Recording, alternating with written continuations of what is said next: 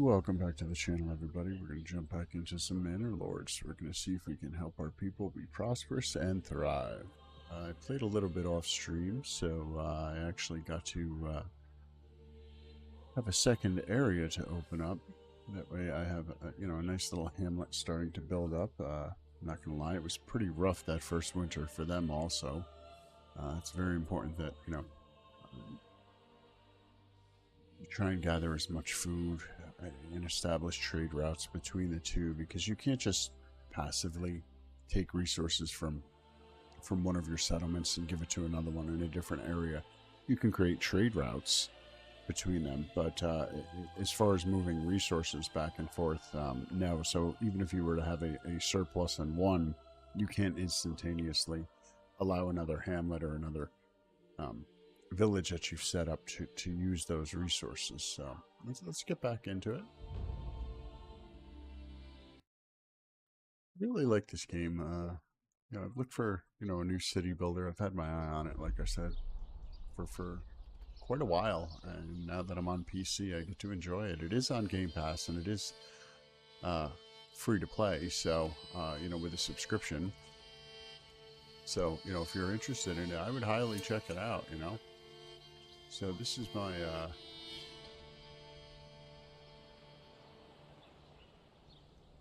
my second settlement here. So these guys are doing pretty good now. They have quite a bit of food, resources, things like that. One of the benefits of this community is it does have an unlimited iron.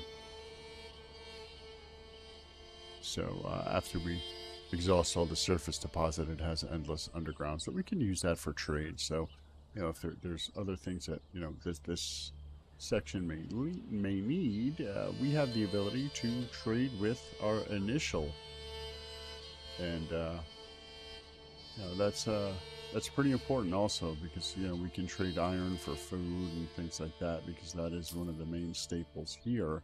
But we don't really need to worry about too much, because as you can see, we do have some plots set up, and we also have some cattle, goats, pigs, and we are also more fruits and vegetables coming along the way. So these guys are doing pretty well. We're just going to be managing the resources. We're going to have to do a little bit of replanting here. Do need to make sure that we actually take care of these guys for replanting up here. So let's check this out. We will put one family in there, since we have three. Let's go to so they have an unlimited work area, so they'll be able to plant saplings. That way we can start to replenish some of the forests that we've taken down. And also here, it's very important that you just don't strip all the resources dry, like in this area to build this town. I've taken quite a bit of resources from here, so luckily we still do have quite a bit.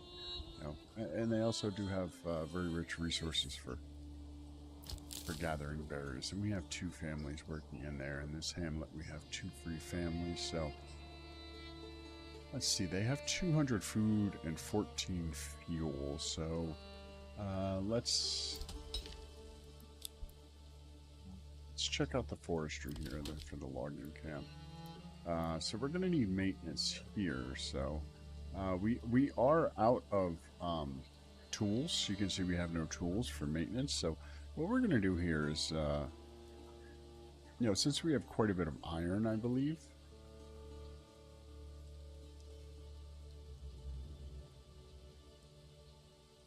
If I can see how much iron we have.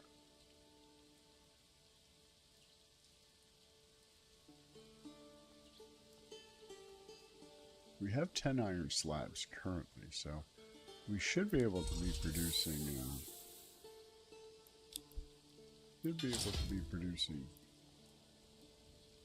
Tools, because that's what our smithy's going to do. It's going to take those 10 slabs.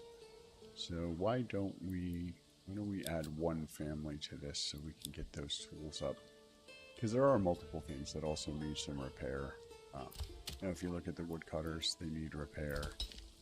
These guys need maintenance and repair, so that's hindering your output for your villages and hamlets. So at the pack station here, this is where you're going to be able to trade between your areas. So it's very important to set this up, ensure they have livestock, and then what you're trading. So I'm trading iron ore with my first settlement. I'm sending them iron ore, and they're sending me planks. So, and then when you go up here, you can look and see 609 planks. So we don't really need anything anymore. So now we're just going to cut that trade route off. So we don't need planks. And we're going to see what these guys need, so I can start advancing. So if I go over here to their pack station, you'll see we go to advance, and then we'll just turn off. So it has the same thing. What are we low on as far as resources are concerned? It doesn't really look like much.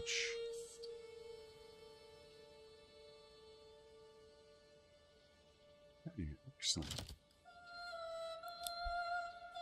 So what we can do here at the trading post is when you go into the trade, and you can see we're exporting planks, we're just going to turn that off because now our plank level is down to a respectable level. We've traded all the resources that we need. Now these guys have an excess of planks, so what I can do for them is I can actually turn on their trade of planks. So we have an established route to export planks. So now as long as we have the livestock here, we're going to be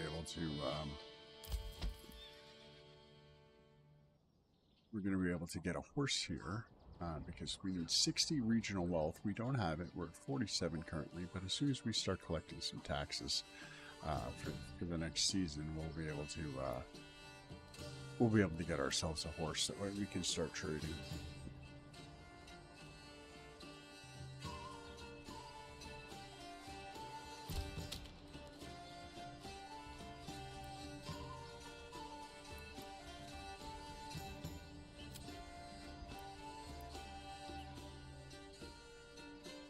Definitely gonna need. Ooh, you know what? Maybe we should get another ox first. Yeah, and we'll put a dedicated ox here.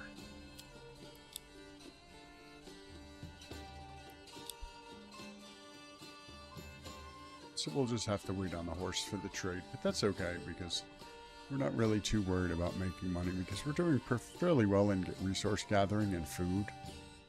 We do have quite a bit of settlements here that we're starting to set up. This will be their first year of growing resources and things like that. So, and we'll put some beets in there. And what are these guys are doing? Carrots and beets and beets. And I think we'll put probably cabbage in this one.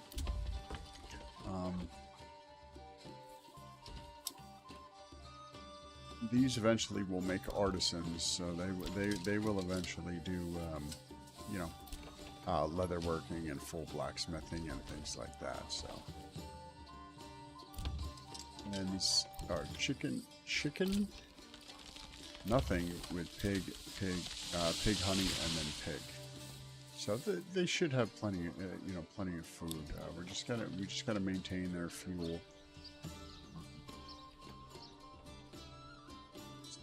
That's the smithy. It's the bloomery.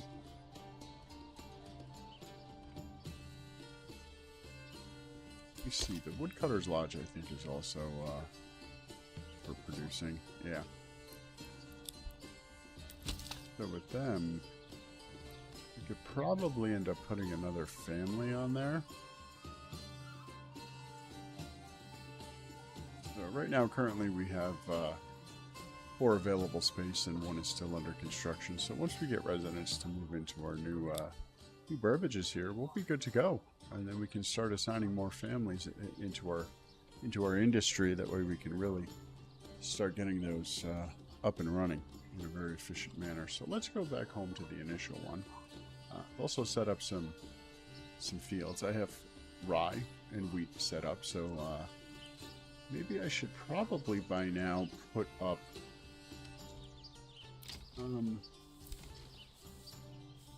let's say maybe we should do a windmill. Where do we want to put a windmill? Maybe down in this region? Say right here. And put a nice road down there. That sounds pretty good. So what is that? That's going to be a farming resource. So that's going to turn wheat and rye grain into flour, and then we'll be able to also open up a bakery. Alright, so right there we're looking at 89%, 97, 98. Looks like 98's the best we're going to get right there. Let's look and see what we have over here. Oh, 100% efficiency right there.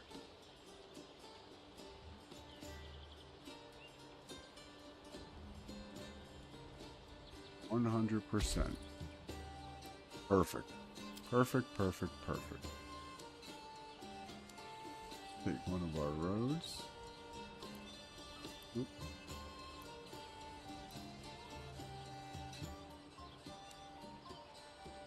There. Got that road. So now our residents will come down and hopefully they'll get that windmill up pretty quickly, hopefully. Just a beautiful game. I like how well illustrated everything is, and the NPCs carrying out their tasks, doing what needs to be done. So here down the bottom right hand corner you can speed it up, so we'll turn it on 4x. I like 4x.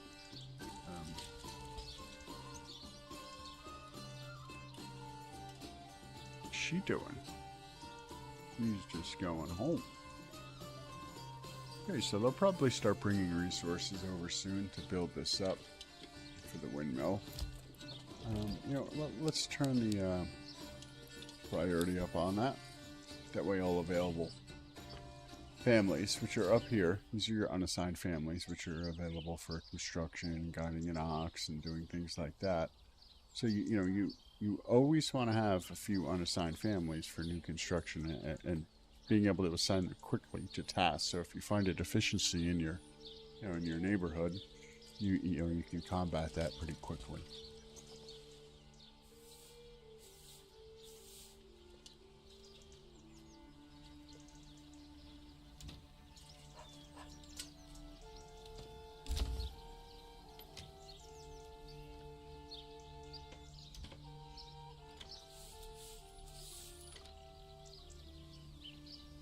I just want to say thanks to everybody that always joins my stream, watches, or leaves a thumbs up. It definitely helps. Helps get my channel out there. You know, people that might enjoy the content, maybe they're interested in different games. I wouldn't say I'm beholden to any one game. I do have, obviously main games I play, and then I'll have the ability to branch out and play something like this. So hopefully you're tuned in because you enjoyed this game. And if, by the way, if you have any tips or, things that I might be doing wrong or, efficiencies and things, by all means, just drop a comment down there and let me know. I truly enjoy figuring out games and that, their loops and, what the programmers make and what difficulties that may arise that you have to deal with. Now, I'm not very much into, first-person shooters anymore. I used to be when I was younger, but, I enjoy the thinking game of it, Present me with a problem and let me figure out the solution.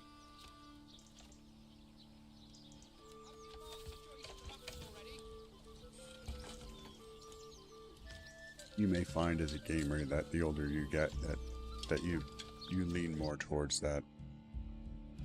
No tax increase.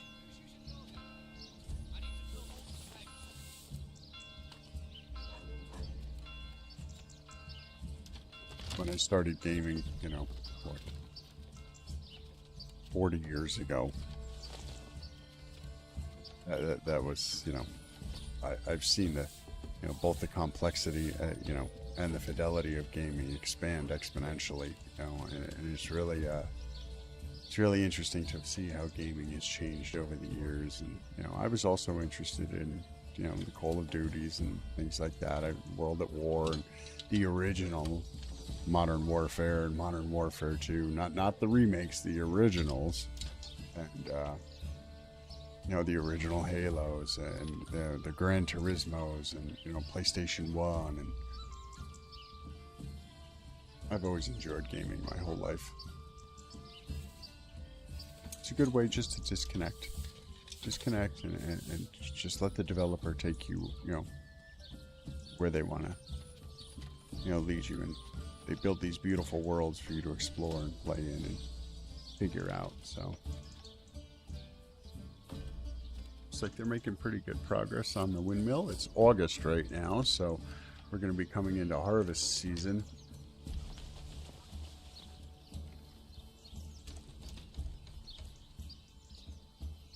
So that should be hopefully in time done.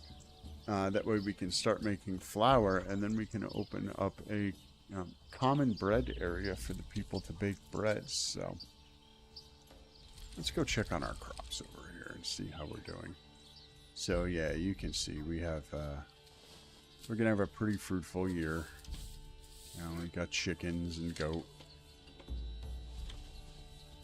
These guys are doing fruits and then vegetables and more fruits, quinces and apples and things like that. So I still have yet to assign these guys really anything to do. So we've got some backup for growth.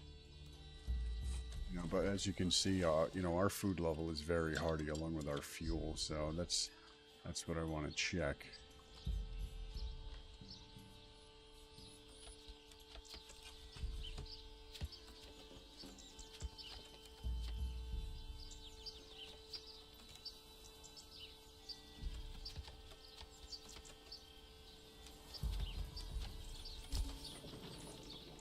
Excellent. There we go. So now that we have a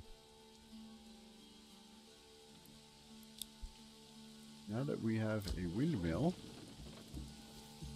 efficiency, we don't have any yield yet. So now that we have 2 families, so now we can take one of them and put another family there. So if we're going to be doing that, and we know we have at least 1 family, why don't we put a few more burbages up, right? We've got plenty of resources. We've got the planks and the lumber. So let's go with residential, and we'll put up a couple of burbages, and maybe we'll do some big ones here, right? Maybe we'll do 3 really big ones. That way we can have a very good yield. So what do you think? Does that look good, or maybe there?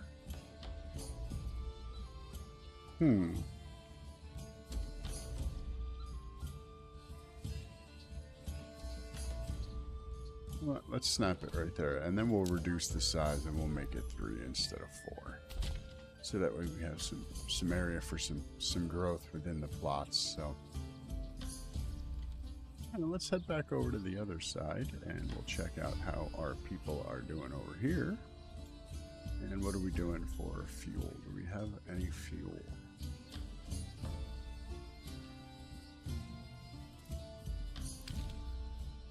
Okay, we're up to 32 fuel now, so we're really going to need to start focusing on fuel.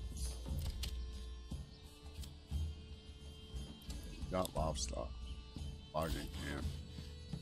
Tall pit is going to be making timber that turns that into planks.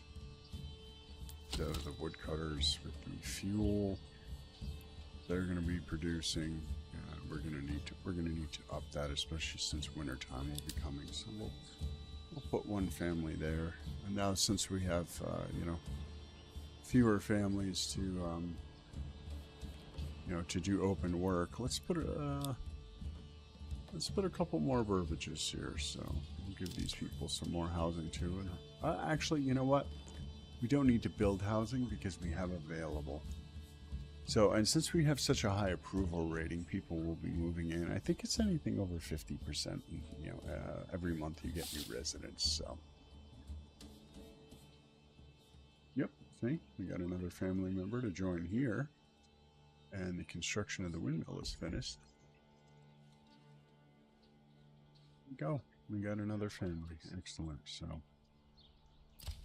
with the logging camp, let's livestock. One livestock there.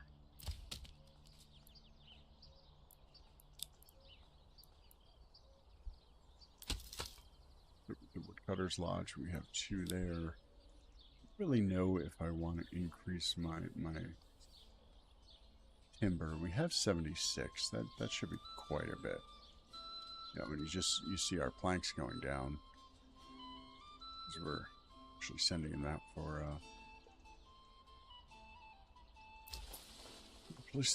for trade.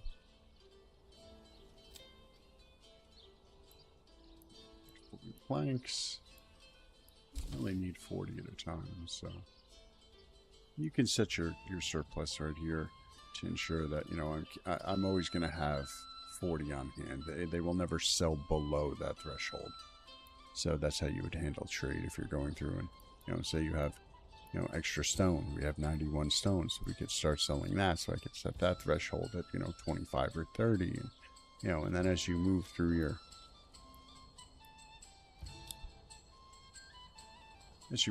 resources, you can then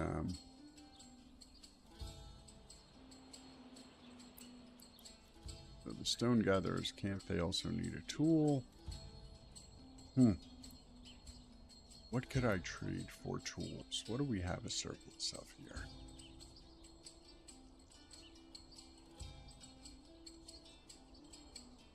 here? Rubble stone, maybe, for tools?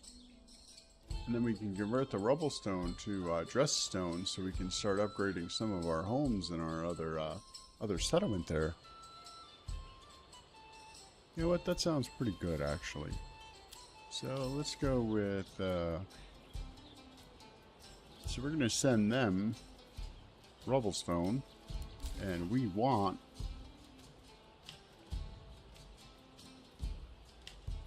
Where are tools? Did I miss it? Did I miss it? I think I missed it. Here, let's go to the slider all the way up top. Oh, tools. Yep. Here we go. So now we're going to have to go to the other settlement and reciprocate that. That way the trade goes through. So we'll go to our other pack station, and then we'll go to advanced, and that's who we're going to be trading with. That's the other settlement, and we're going to send them tools for rubblestone. And you see the barter value is 3x. So for every tool that we send them, we're going to be getting 3 rubblestone in return.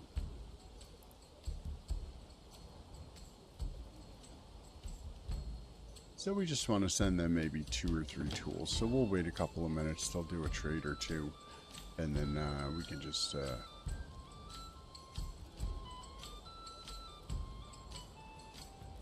and then we can just shut that off, and then wait until you know, something else needs to be done. So what? We have 12 tools. What is our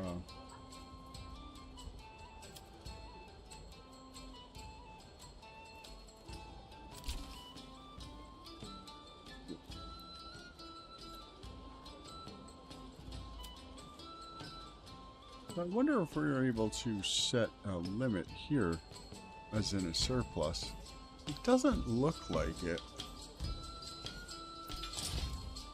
Smithy.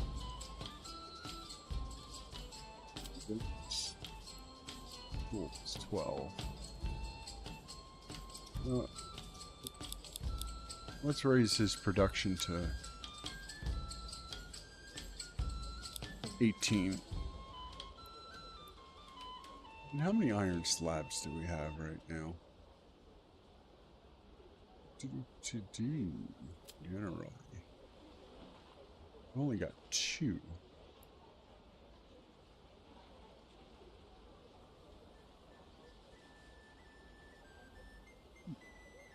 You know what it might be better to do, actually? It might actually be better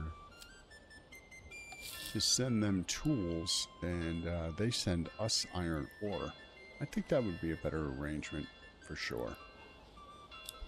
So, you know, they have the resource of the iron, and we have the smithies to produce it, so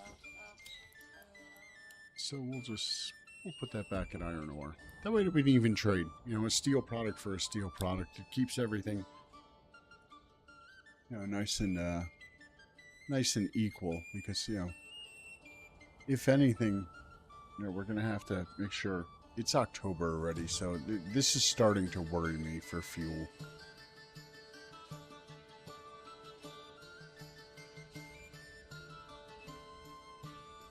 Not so much the food, that was very worrying, but you know, as it gets cold, I want to make sure that my people have plenty of saw pit makes planks, so do we even really need planks? No, we don't need planks anymore, so we can remove them off of the saw pit. And we will put them onto the cutter, right?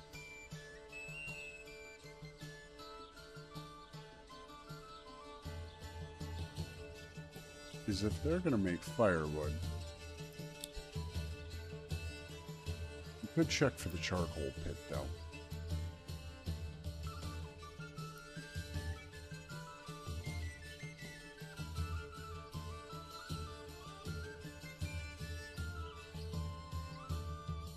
They only have 2 firewood. I wonder if maybe we should increase both of them by 1. Not the saw pit. We wanted the woodcutter's lodge, and we'll max them out so they can do a higher turnout of the logs that are being cut down. Because right now we have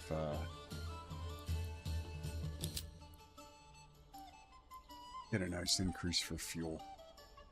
That way, by the time December comes and everything gets freezing, we have the ability to make sure everybody is safe and sound. So we have 2 people here. They're doing their, you know, they're doing their thing for fish. They're transporting it back, so you know, they're good. We definitely have plenty of fish in stock. And let's check our berries down here. All right, we have a nice little forager hut tucked back in the corner there. Okay, so we're in October now, and we are done with the berries, so we can take those people off of the foraging hut, and now they're free to do work in other places.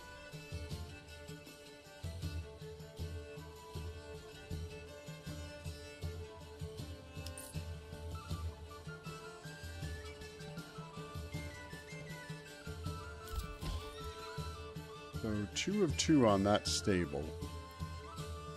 Right. It looks like we're probably gonna have to build another stable. Let's go for a gathering, and we're going to have, I believe it's for logistics, and a small hitching post, and we'll put that hitching post right here. You should be able to get that hitching post up pretty quickly.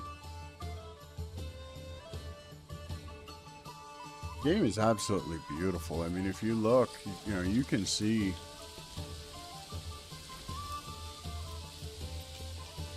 the level of detail. You know, puddles collecting in the roads.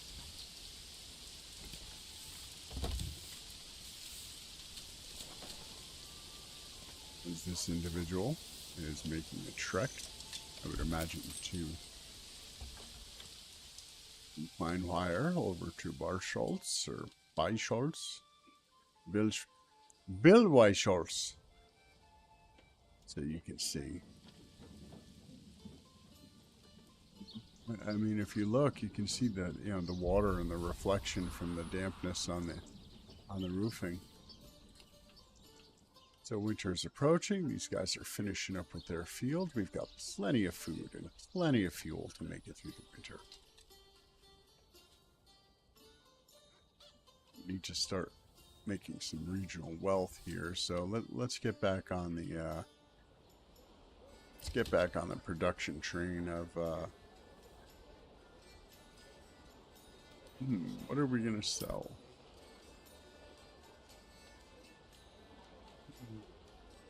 Tools, wooden parts.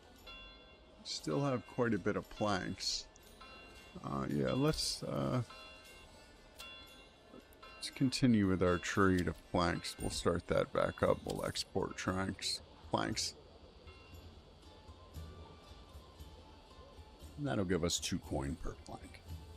And that should be good. We have our reserve set at 40, so we have 215. So we'll make quite a bit of money, you know, up here in our regional wealth. One thing we could also maybe do is possibly even look at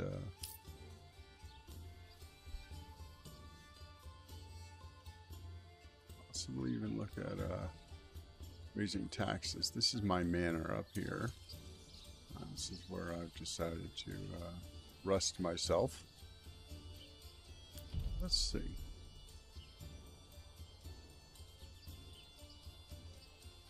Taxes.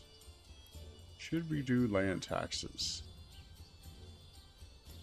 If we want to collect from regional wealth to put into our own treasury, I don't know. I don't really want to do that. I don't want to tax the people very much. Let them, you know, I'm already controlling the commerce they do, and, you know, unless you're a socialist moron, you understand that taxes aren't the answer to everything. But apparently a lot of people today don't understand that. You give the people the freedom to engage in their own economic endeavors, and they will find a way to be prosperous. When you tax them to death and you think that government is the answer for everything, you tend to run into some problems. A lot of problems.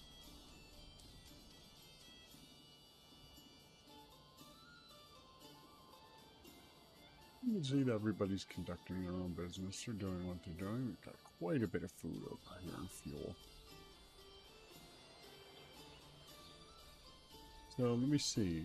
How many tools do we have now? Oh, we've got 19 tools. Excellent. So what we can do now is we can go to that pack station and we can send them iron ore, but now we want fuel.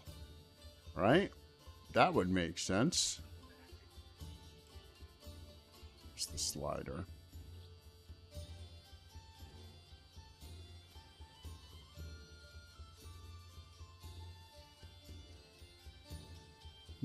They're gonna want charcoal? How much charcoal do we have over here?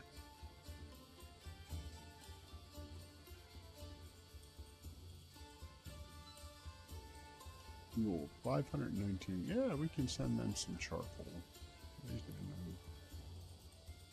Allow them to continue to be prosperous. So we still want the iron because we don't have any iron reserves over near us. So we're still going to keep that. But instead of that, now they want charcoal, right? So now that that's set for charcoal, we'll slide back over here, and we will set up that mutual sale to where instead of sending them tools, now we're going to send them charcoal.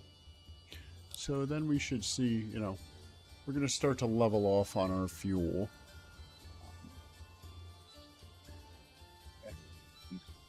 And them increase in there. It will start to grow.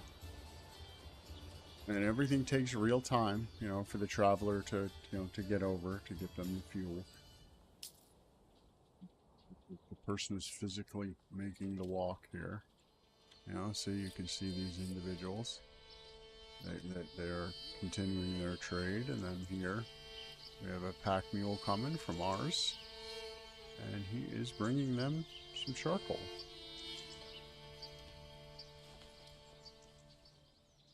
Getting to town, he'll drop it off at their storage area, and they'll have a fair amount of fuel.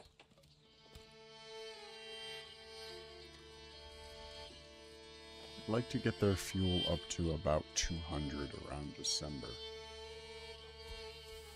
Either that, or hopefully I can, you know,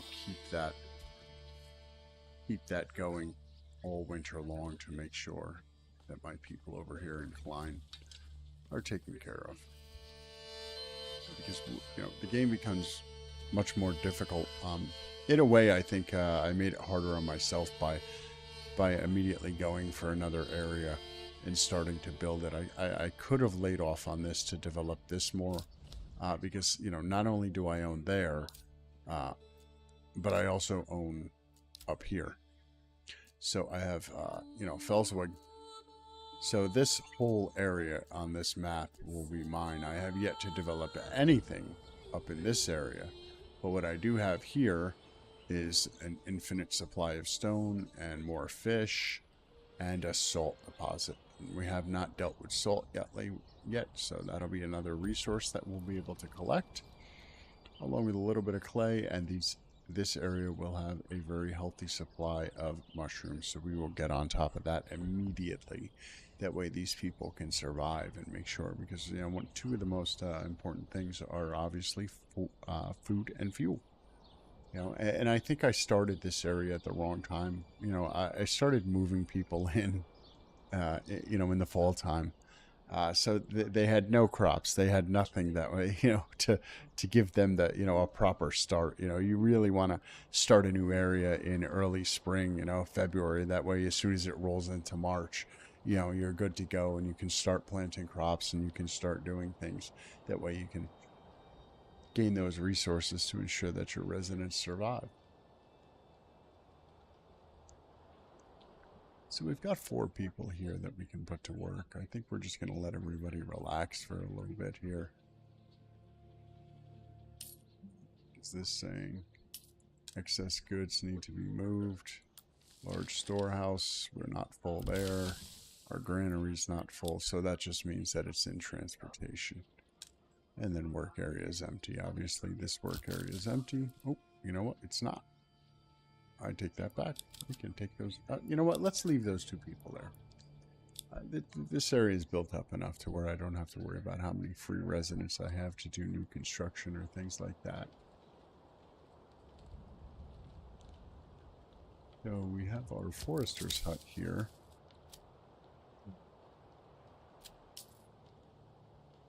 They're just going to work on repopulating. So let's bump that up to 2 people, and we will just keep them like that, and they will just continuously work this area to replant trees.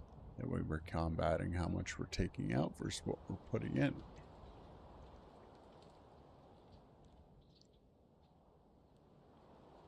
So we have 62 coin. I wonder if we can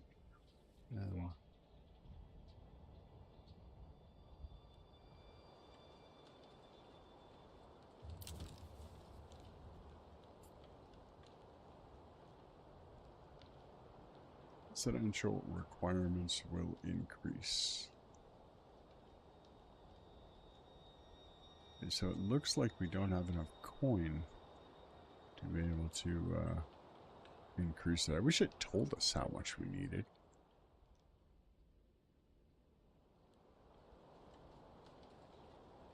Oh, we need water access and things. Oh, okay. So you don't have any water access? Animal produce, meat, and fishes. Okay, well, if you don't have any water access, well, let's give you some water access, right? Is that, gathering?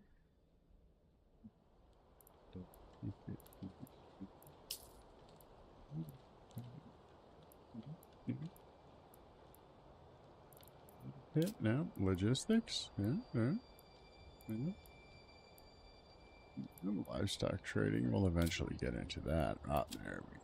Essential. Just need some water.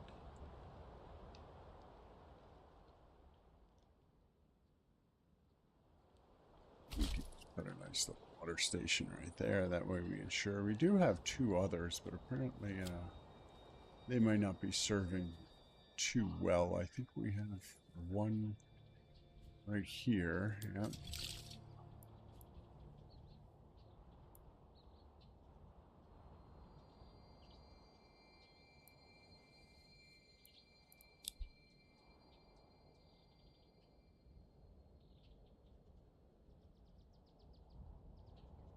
And since we're on the riverbank, we really don't have to worry about underground water.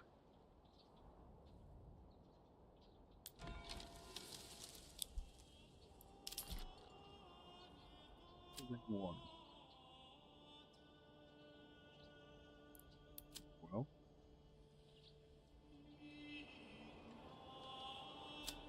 it shows fertility. Things like that. Yeah, we're definitely not going to be making emmer right there. Barley, rye, so we'll no longer be making rye.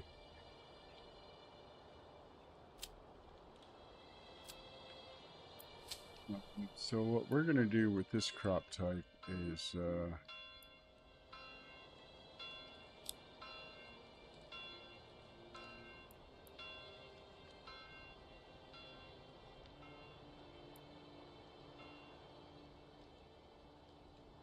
this will try.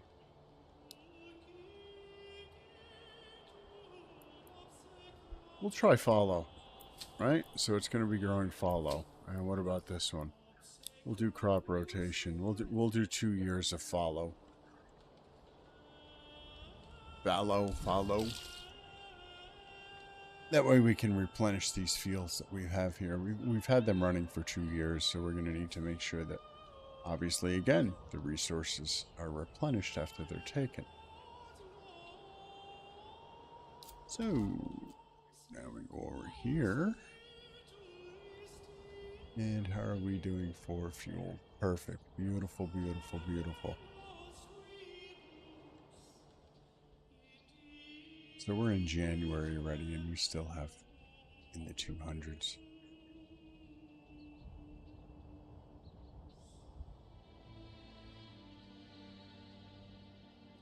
Now that we know they're taken care of, let's continue on with well, actually, first I want to check and make sure what the efficiency on that well was. Okay, it's at 100%.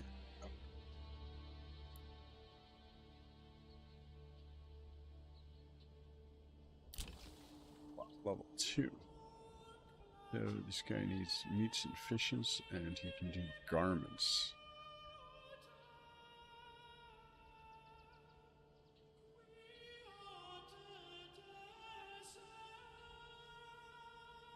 So if we're allowed to do a small tavern,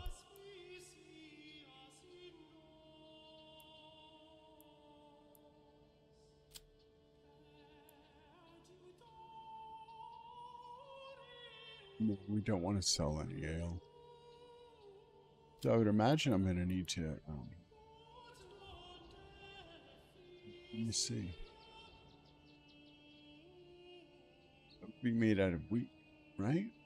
Wheat flour, honey, herbs, spices. We have wheat grain. Okay, so if that's being produced by our windmill, right? What other kind of construction do we have? We have a marketplace. We have a church. We do have a corpse pit. Unfortunately, we did get our shit pushed in. Well, turns it into wheat flour.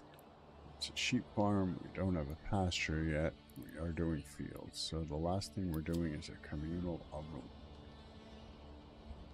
So I guess we'll put that like what? Put that maybe by the marketplace here?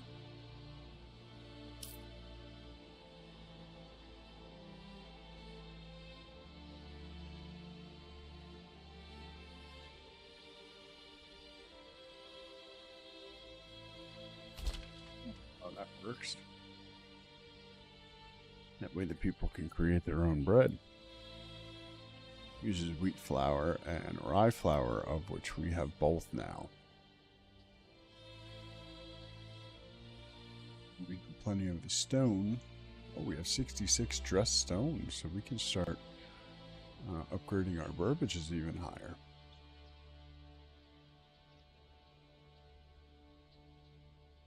As far as resources, let's see what our total resources are. 66 rubble stone. So maybe hopefully by next fall we'll be using up our rubble stone, since we're converting it into dressed stone. for construction, so we'll open up that trade route with our other neighbors here over in Klein.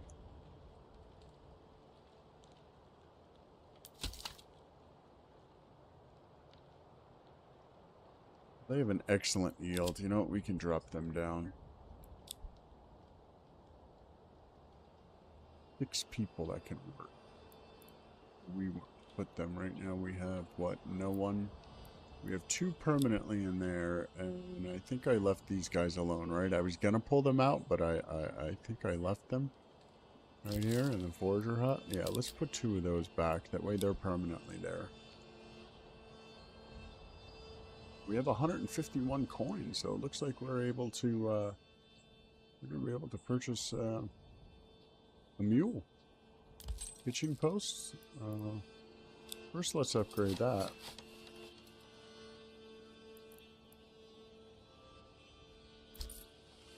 Out of livestock here. Yeah, we're gonna purchase a horse. That way we can get our trading posts going. That way we can trade with outside people. So if you go up here to territories that are outside the map, these are trade points that are not within your own community. So the game never really truly can deadlock you into failure. You know, as long as you're managing properly, you'll be able to, you know, get any resources that you don't have, either by the land that you have not having the resource. You know, like I have salt up here. This is my only property with salt. You know, clay. I don't have any permanent clay, but I do have, you know, permanent foods and stone over here.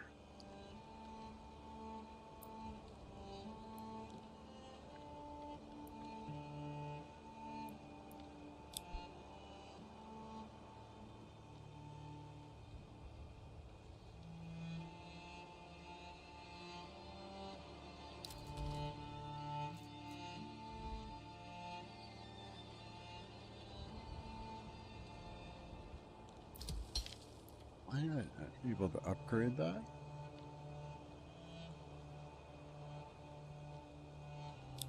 Okay, so let's upgrade that. That way we can get our steel to be permanent.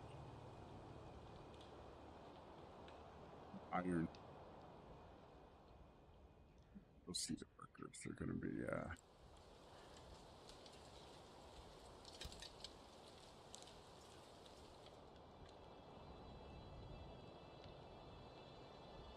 Okay, so it looks like we've exhausted this stone over here, right?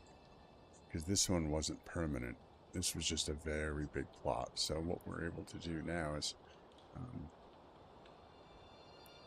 we're now able to demolish this because we don't really need it, because there's no production of stone there anymore. So we'll get those resources back, and we'll be spending less on tools, less on manpower, things like that. So we do have a permanent stone area up. Where was it? Right here. Yeah, endless underground reserve in our third area. But I don't necessarily want to build here just yet.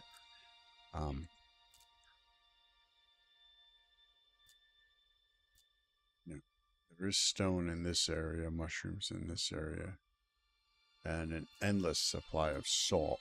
But we're not advanced enough to be continually using salt. And that's just standard stone, more wild berries. That's also endless salt clay.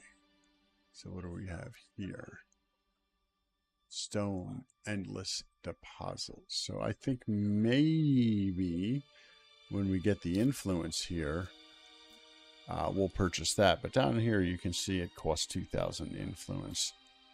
So when we look up here, we only have 1,000 influence. So once we get to 2,000 influence, we can slide on over. And it's going to go this way. We can grab that one there, because that'll be a short trip from over here to picking this up.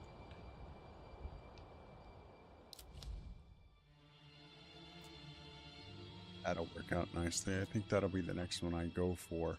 That way, even though I don't own this property here, and I do own this one, I don't need to develop this one specifically right now, because this has another endless supply of iron. So I'm really going to be focusing on iron as one of my main exports to help the region as a whole. But if I can block this area from being claimed, then I don't have any worry about being down here, because they're going to have to cross my territory to be able to claim something. And they're just not going to be able to do that. I'll put a stop to that with my retinue. Send my army out.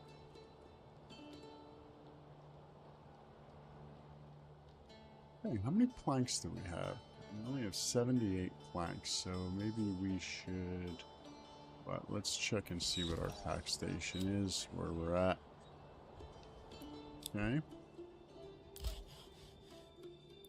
Saw pit here is going to be making planks.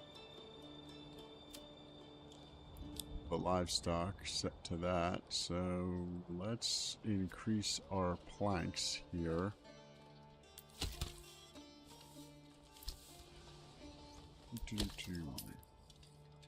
Cutters. They're moving.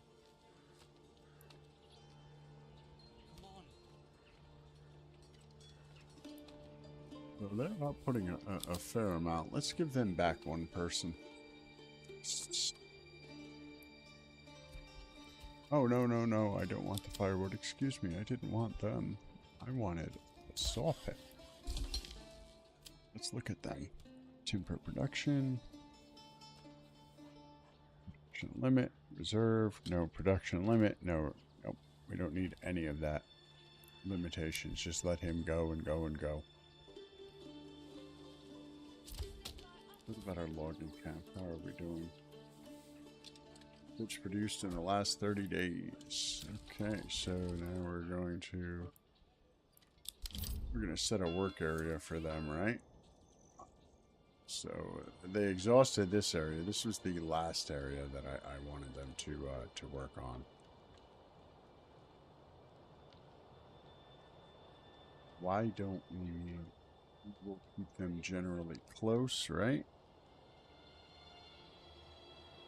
And, let's increase their work area to encompass there. There and there alone. That way it'll really open up that road. So once we eventually move down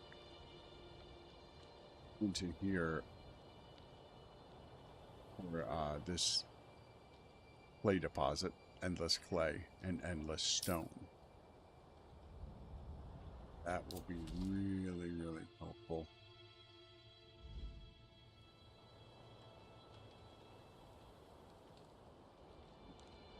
Endless stone and endless clay.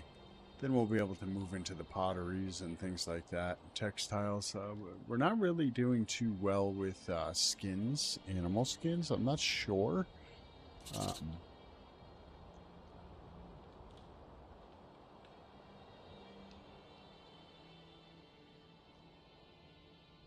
really sure how to gather skins besides from standard hunting.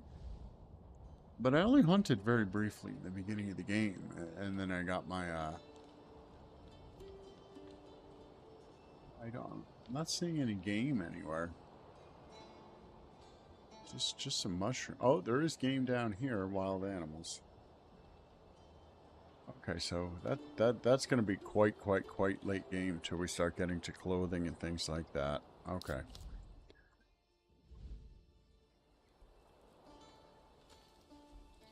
So suburbage level 1. So if we want to increase that, we need animal produce, meats, and fishes.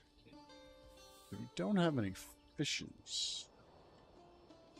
We have no way for fishes, right? You own this area, correct? Now this is the one that we own. Maybe we should just set up some trade. It is March, right? So they're back to growing. They're back to growing. They're doing quinces. Bunch of chickies. Some honey. We need some pig. Okay, and these guys are all set up also, right? Let's get in here close. Yep, they're doing chickens. They're doing chickens. They're doing goats. That is a honey pot, and these guys are all doing various vegetables. Okay, so if they're doing vegetables, why don't we set these guys up?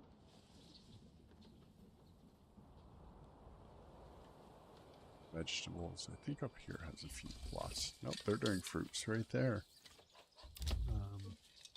Chickens. So we do have different poultries. Okay, so we're going to need to get some fish into here then. Look at our trade here. And, taxation.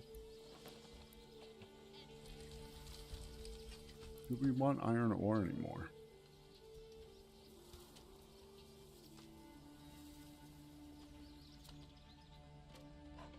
We have 233 iron slabs, so we don't want iron anymore.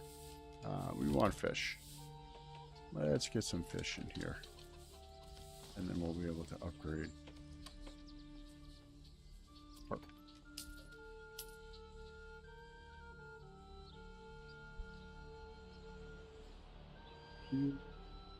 This cart.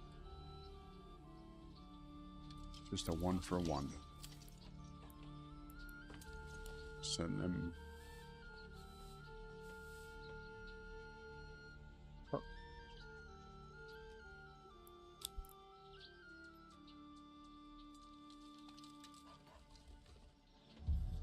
Summer's coming soon, and soon the beating sun.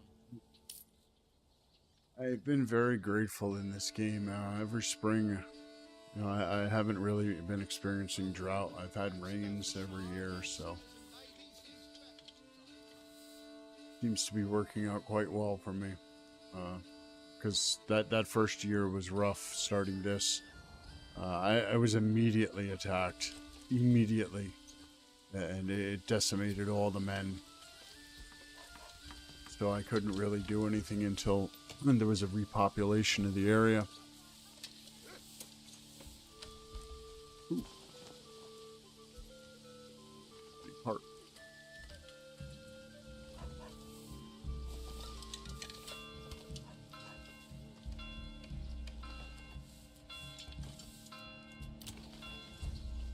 Apples?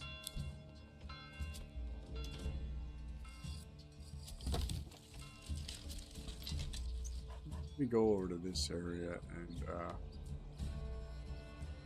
check on this logging camp. I'm probably going to need to reset their yep, I am. Look at that.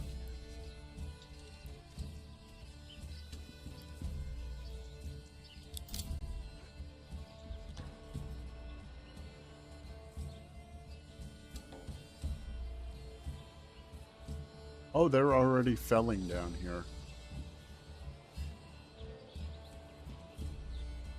Well, you know what? Then that makes me wonder, am I able to move this? I'm able to move that one. What about the woodcutter? I can move that, and I can move the saw pit. Okay, so you know what? Let's do that. Let's move this down much closer to our work area. And locate that. What did I do? What did I do with it? There we go. Boom. Final one. You can get them closer to raise their efficiency to the work area. Less hauling. Less hauling. So you know the workers will just come and they'll grab these supplies.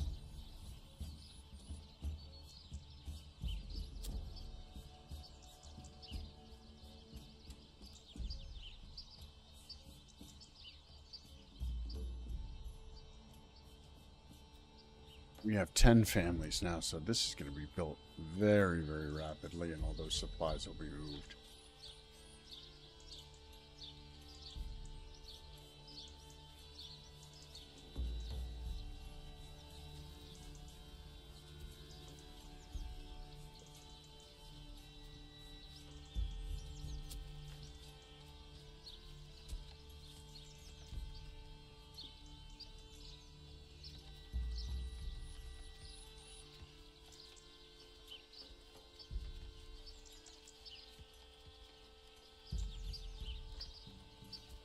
This is going up very quickly. Very nice. Yeah, I have such a surplus of unassigned families. The main thing is, you know, like any economy would, you have to know what your strengths are within the area. You know what your resources are that you have very plentiful. That way you can use them to trade with neighboring, you know, shires and places that, you know, you've set up, and, you know, actively let them do business together to, you know, get the products and materials that you want while you're selling off the things that you have in excess and surplus of.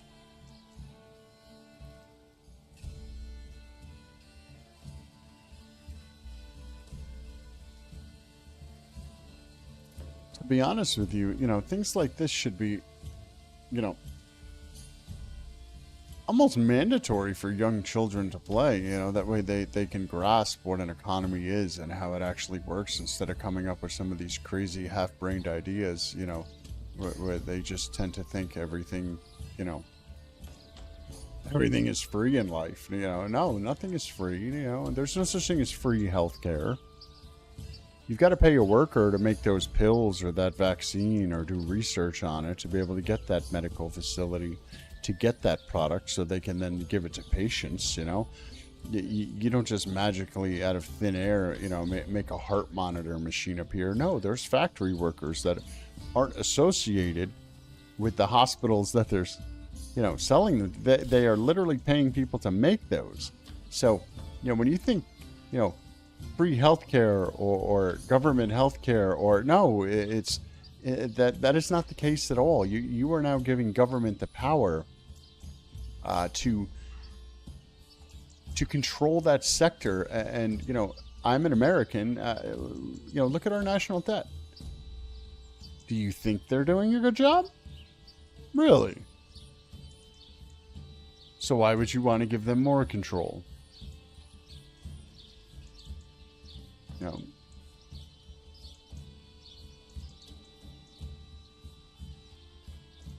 just like setting up these grocery stores in New York and things like that. Oh, well, you know, they're going to have a library style card to make sure that they're New York residents. That way they're getting the benefits. Well, hold on. I thought identifications were, I thought that was racist. You don't need one to vote, but you need one to get, you know, go to the grocery store that's in New York.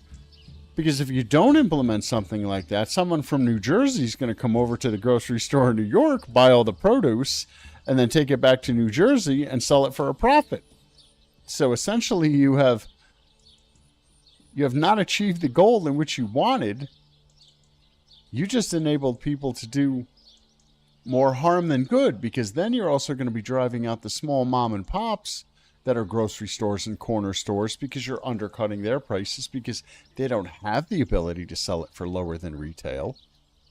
So what happens in 5 years' time? You've essentially destroyed your economy, and now there's no one there to work it, and there's no hope of anything getting better than if you had just let the natural capitalistic tendencies occur.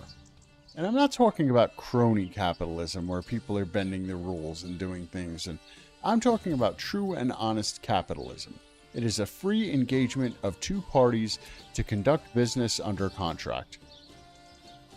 If you don't like the price of something, don't buy it.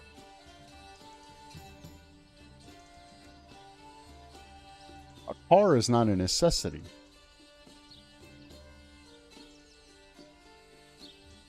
You know, if you don't like the price of McDonald's, then go to Burger King. That's what competition is for. Competition is what drives down prices. I feel far too few people have an actual grasp on what an economy is. Okay, so now that they're here, we're going to have to reassign these people. Oh, you know what? 3's too many. And now we'll give them 1. And them 1. Well, as far as livestock is concerned, I think it resets the livestock. Yes, it does.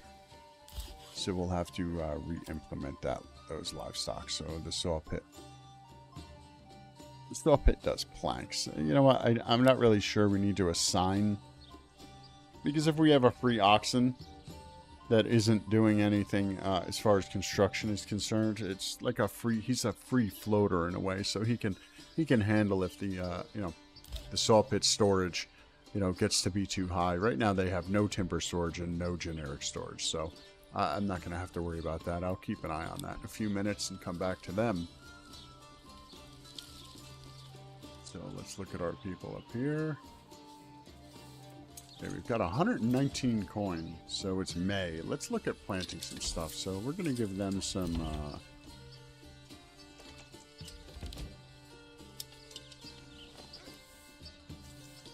we'll give them quinces. Okay, so now we've got 2 more fields. Hopefully we'll be gaining some more regional wealth, and then we can start doing some more, because out here we have, plenty of meats and things like that. So, how are we doing on our fisherman's hut? Okay, so they'll be running those back from storage. How is our granary doing? It's not full, is it? Storehouse, granary. No, not even close. So you know what we'll do? We will assign 2 more people to the granary. And we will assign 1 more person to the storehouse. That way they can continue filling that. And we'll remove some of the excess. That way as they fish this, they can process it. These guys can move it here. And then these fishermen here on the bank can do their thing. She's already going to be moving from storage. Okay, let's go check on our berry farm here. What are we doing here? So they are absolutely full. We'll give them another person too, maybe. They have quite the trek to go. I'm wondering if maybe I should build another granary and another storage unit down here, because when you go into these units, you're able to select what they physically actually store right under advanced. So I can uncheck these to only store fruits and vegetables and meats down there, and then only store like certain raw materials on this, because when you go to advanced, you can set each item, and you can split if you have multiple storehouses and granaries, and then it just makes things much more fluid, because if it's too spread out like this, it takes quite a bit of time for these individuals to harvest the berries and then get them all the way up this road here. You can see her, she's left already, and she's got her cart packed with berries, or he, and he's bringing them up to storage while she's coming down to take another load. So transportation time and things like that are also something that need to be considered. Now, what is this guy doing? Who are you? Oh, okay, he's off doing local trade. So now if we go back to our top neighborhood, did we get any fish? Oh, we do have fish now. Excellent. Beautiful, beautiful, beautiful.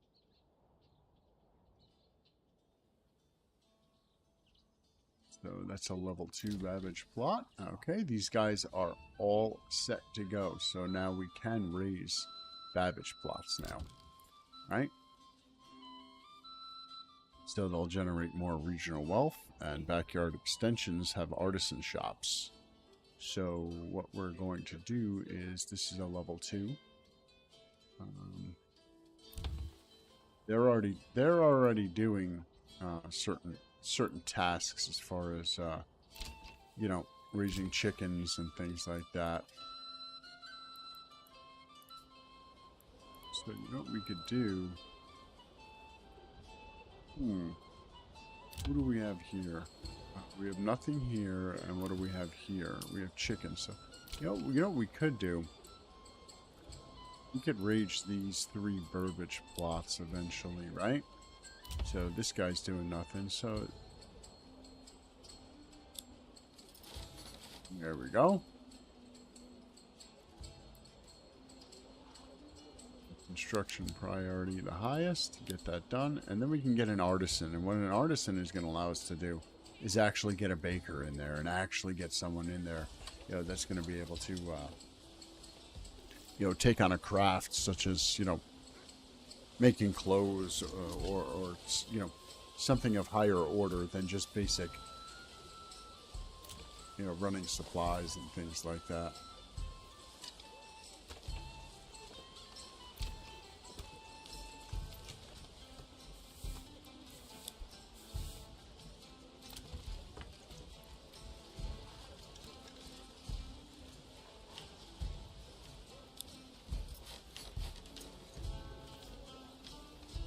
Now we've got 2 at level 2.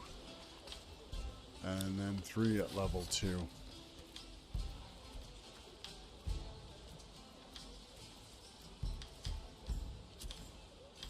As you can see, as we only had maybe, what, 8 coin, I think, when we started this session. 9 coin. Now we're up to, you know, 350. So, you know, we'll be gathering revenue now.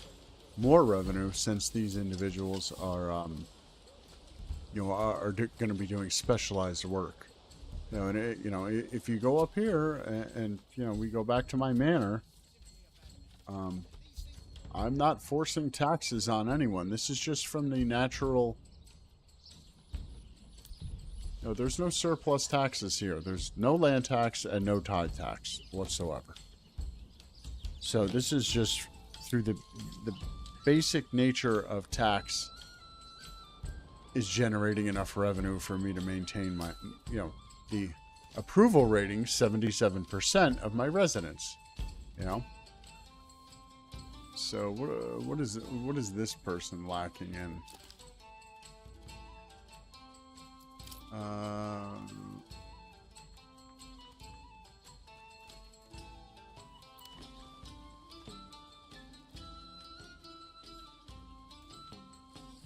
What does he want?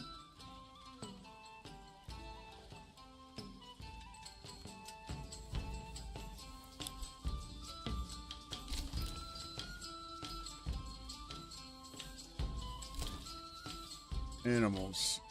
He needs fishes and things like that too. So what does he require? So he's all satisfied. Got 45 timber, and so we got plenty of timber and planks. Got plenty of tools, right?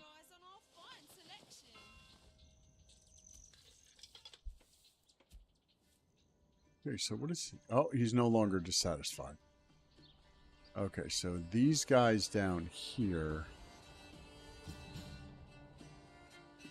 that I just upgraded. Now look how nice that is. They go from a thatch hut, and they have a nice, nice shingled roof. So let us see.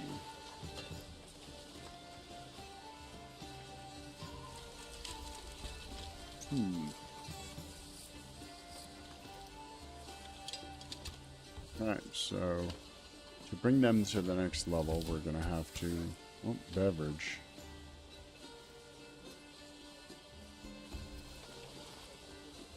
So there's a tavern over there. Wonder if they're able.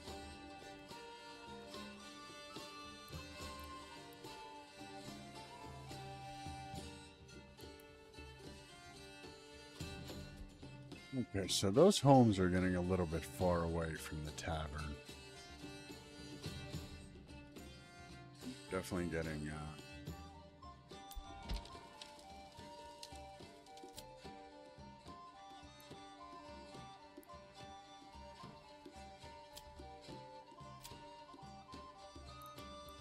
the church we don't have to worry about because we don't have any dead, but these people definitely want another tavern for sure.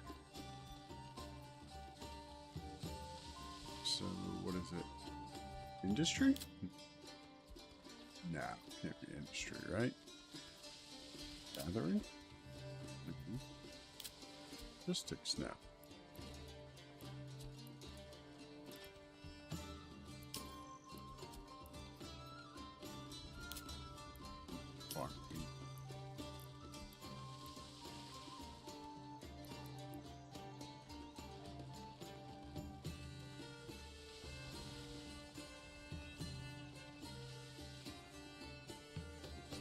What's our communal oven doing? Alright. So let's put one. We'll put one person in there for now. Because I really want to get this other tavern built. So now we go to with it. Industry? Yeah. We're going to need to start building a malt house, a tannery to take care of the skins, and also a weaver shop for clothes production. So we're going to need to also start a pen. That way we can start collecting wool, and maybe we'll grow flax next in our fields after we're done, having them be pretty healthy. We'll take a look and see what we can grow. We'll be right back, guys. Just enjoy the residents doing their thing.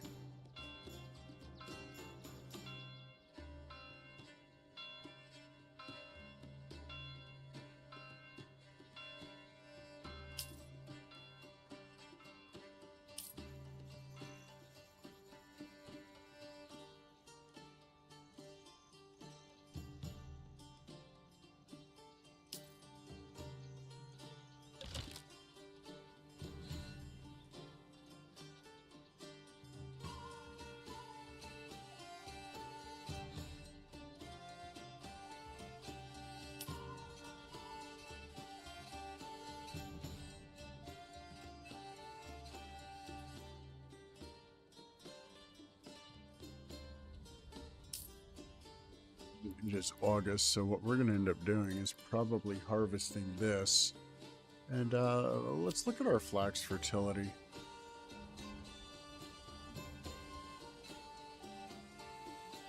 We could probably sneak another field in right here. Or all the way up here.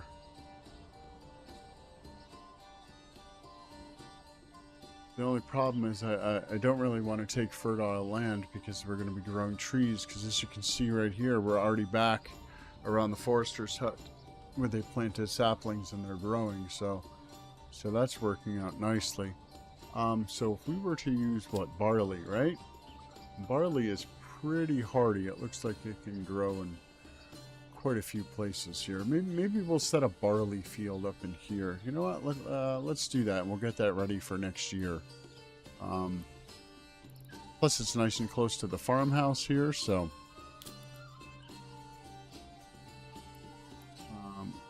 So we will set up a field, and why don't we just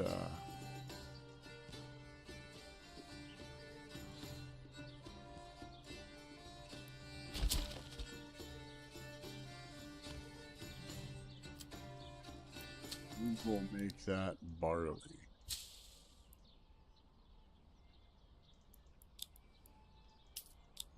So as you can see right now,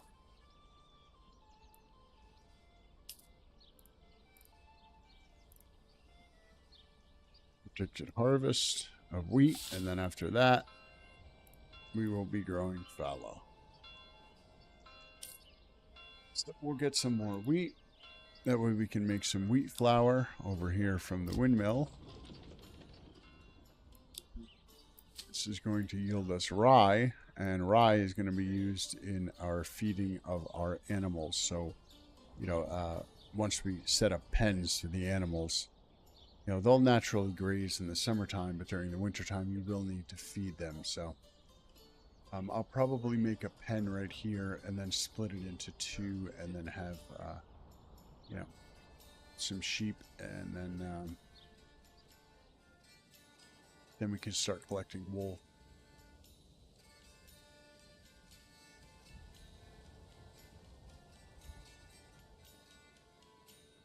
Seems to be working.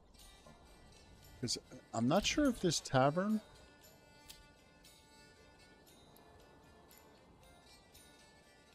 Oh, we can upgrade the tavern.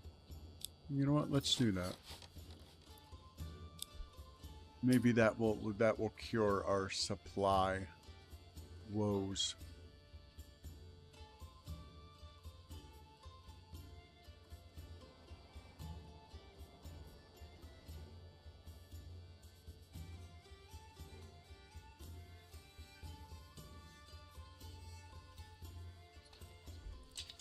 Watch these guys expand this tavern here. See what they build. This is definitely an aspect of the game I like. It's very chill. This game is very relaxing to watch.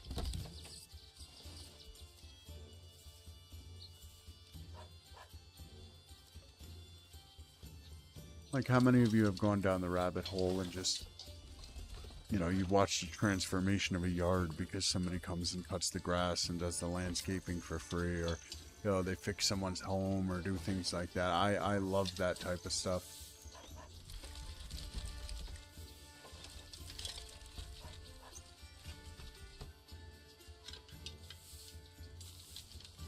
We're very good on food.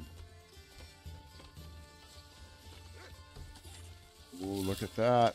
Oh, that looks nice. 2 buildings now. Oh, 2-story. 3-story.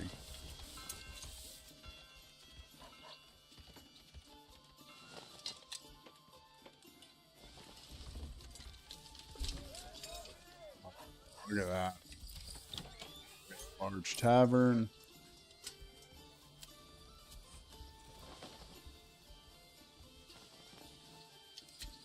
No reserve on the ale. Sell it to all the people. And let them be happy. Excellent. So I think that probably solved our... let's look at our approval rating. Yeah, I think that solved it. Yep. So those 3 homes down there in the corner. And that one... What do we want to do with that? Add a resident?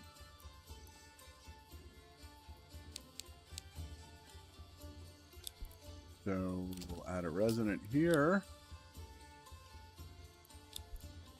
And that wasn't the one, was it? This one? Nope. I think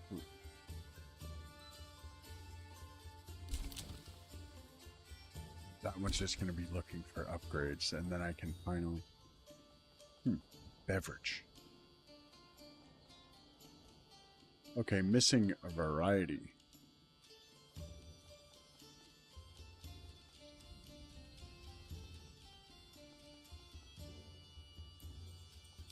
So maybe that is too far.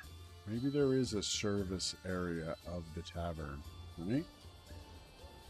Well, if that be the case, let's put a tavern right here then. I was going to eventually build a tavern, so I guess we will. So, yeah, and then we'll work on the pastures.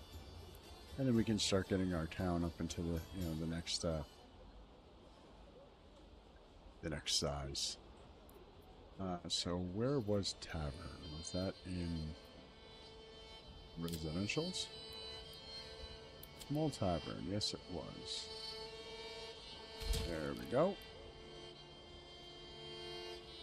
And once that's complete, hopefully that is what is going to cure that. If not, I'll have to do a little bit more research. Maybe there are different brews that the people are desiring.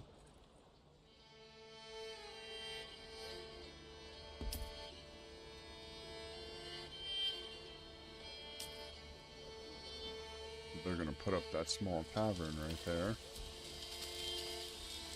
And then we'll slide over to Klein and check out how they're doing. They've probably got some projects I need to set them on. You know, it's coming up on November, so we're going to make sure their food and fuel is proper. Right now,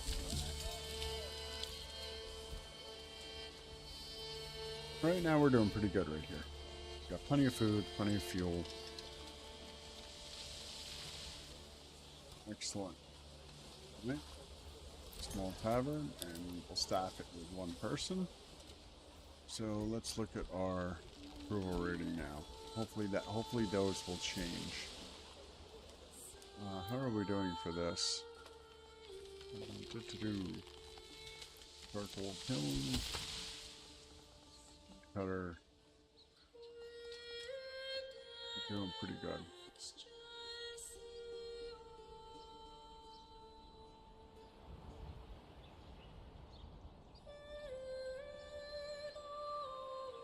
We got 630 fuel, 355 food. These folks are doing just fine over here.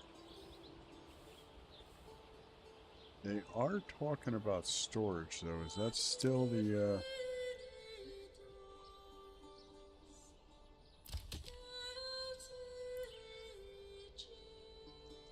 timber storage? 30 of 28.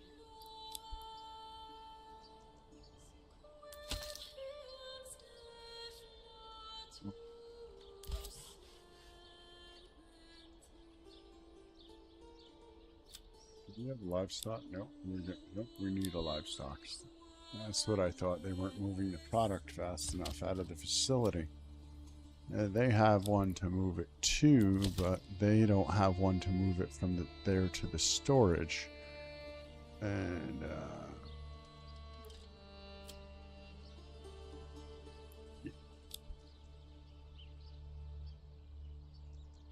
hey, looks like everybody's doing really good. Really good right now. So next year is going to be able to really explode.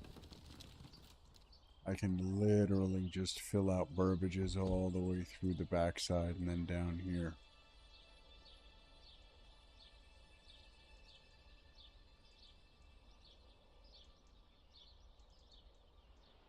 Because the reason I had set these guys up here is because, you know, the trade route that I wanted them to follow, taking the King's Road all the way down to here. That way it cut down the time on transportation of the materials and goods that they were buying and selling between the you know, the two communities.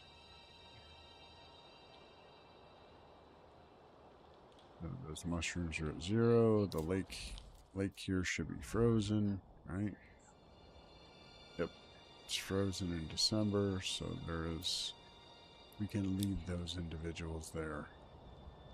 And the berries, and we can leave those individuals there. That way once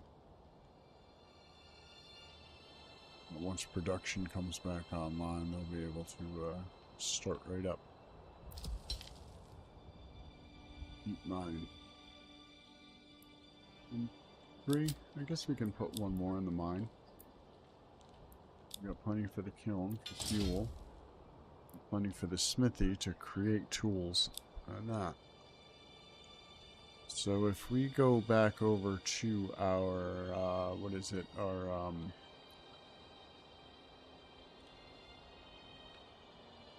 timber house here, right? There's see there we go. Status maintained. So now we've got plenty of tools. So we solved that from the beginning of the stream, and now they have, you know, they have tools of their own. So if they need to perform maintenance on any of their facilities, they are good to go. We are building quite the impressive empire here.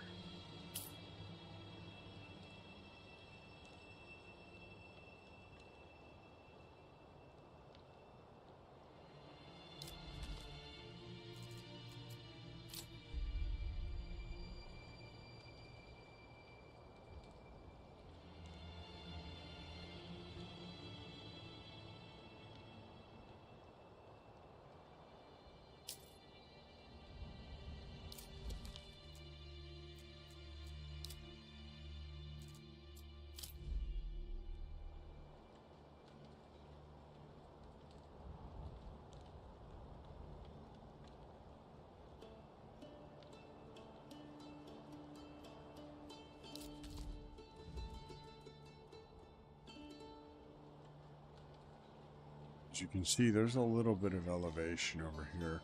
I think what I'll eventually do is to join these two areas, I may just strip a road straight through.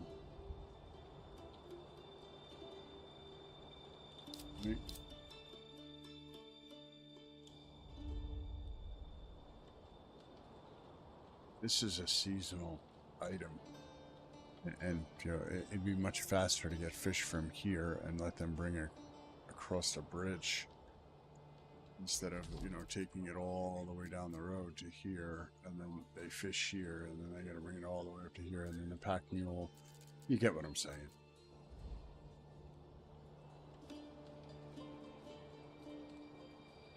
Okay, guys, I think that's gonna do it for the stream.